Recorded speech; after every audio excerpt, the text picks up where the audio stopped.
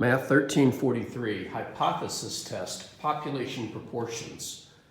Testing one population proportion, the p-value approach, excuse me, example 2. In the previous example, we did our first, or rather reviewed our first hypothesis test using the p-value approach. For this example, I've decided to completely remove any context from the problem and look at it from a purely theoretical perspective. For example, we're going to test a null hypothesis that the population proportion is 68% versus the alternative hypothesis that the population proportion is different from 68%. Of course, that's going to give us a two-tail test. If our sample size is 1,000 and our sample proportion is 65%.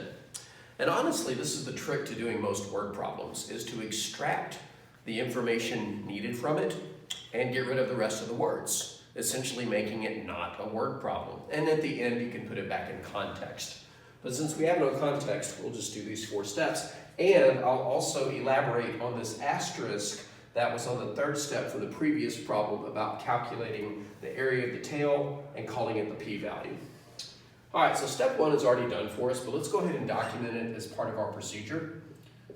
The null hypothesis was given to us as somebody claims that 68% of the population has a characteristic, with the alternative hypothesis of, yeah, it's not 68%. I'm not saying it's greater than, I'm not saying it's less than, I'm just saying it's not 68%.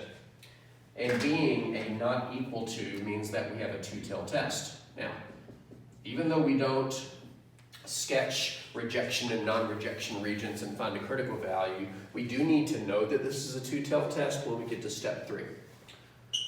Step 2, calculate the test statistic using the same formulas as before. Our standard error is the square root of our hypothesized value of p times 1 minus that over the sample size.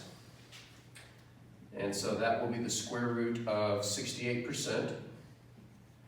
And you may have noticed that I interchangeably read this as a percent and as a decimal because to me, I see them as the same thing.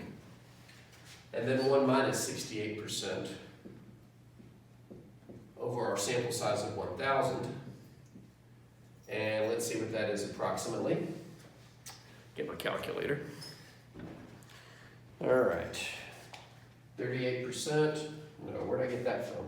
68% times 1 minus 68% divided by 1,000, and we'll square root that answer to get 0.0148.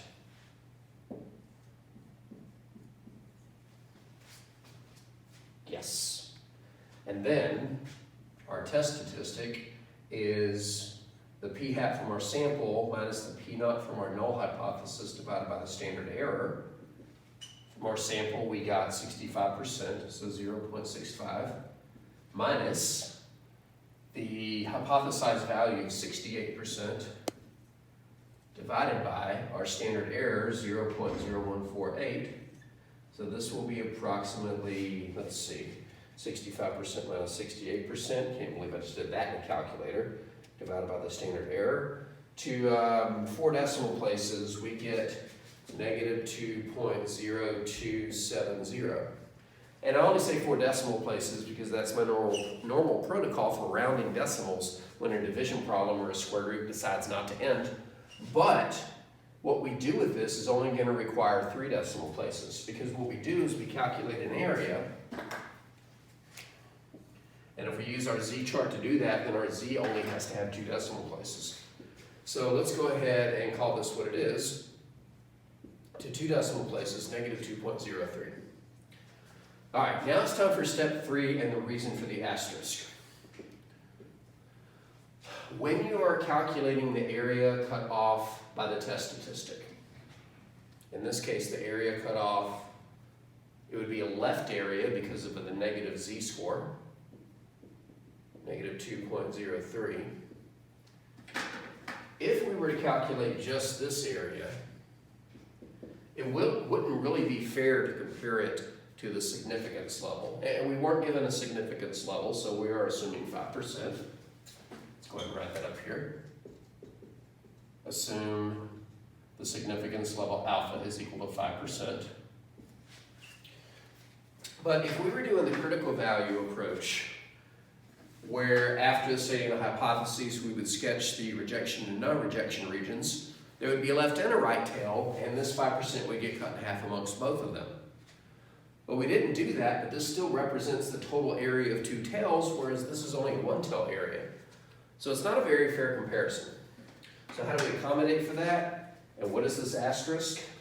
The asterisk is, in a two-tailed test,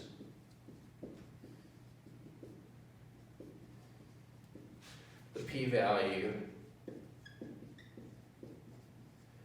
is twice the area of the tail cut off by the test statistic.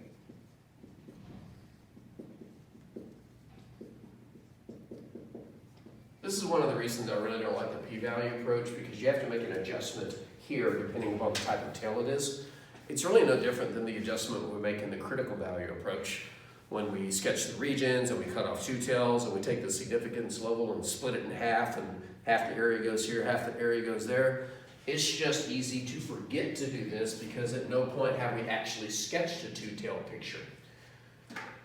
Just think of it as there's another tail over here that we have to throw into that one to compare to that two-tailed test over there. So we do have to figure out the area because that is still part of the p-value. So z-chart comes out. And let's see what the area is for a z-score of negative 2.03. Using my handy-dandy z-chart. The area to the left of negative 2.03 is 0.0212. 0.0212. So this means, almost caught it. This means that our p-value, is twice that tail's area since it's a two-tail test. So twice of 0.0212, which is equal to 0.0424. So let's put a blue box around our p-value. That's the accommodation you have to make when you're doing the p-value approach on a two-tailed test. The area cut off by the test statistic is not the p-value, but rather twice that area. But then we get to our fourth step. Our p-value basically says that there's only a 4.24% chance of our sample or worse occurring under that null hypothesis. But that's less than 5%. That's not very likely to happen. So our fourth step is to make our decision. I'll go ahead and write the entire statement. Since the p-value is less than the significance level, we reject the null hypothesis. Our sample was too far away from what we expected to assume that our null hypothesis was correct. But aside from doubling the area of the tail cut off by the test statistic to get the p-value, it's a fairly straightforward approach. I personally prefer the critical value approach because there is a visual boundaries upon if you cross, you know that you've gone too far away from the middle of the bell curve. Here we're just comparing probabilities. Our most tolerable probability is 5%. If something has less than a 5% chance of occurring and it occurs, then we're assuming that our null hypothesis was incorrect. In this case, this was the percent chance of this occurring, or on the other side. In other words, there's a 4.24% chance of this being 3% less than what we claimed, or 3% more than what we claimed.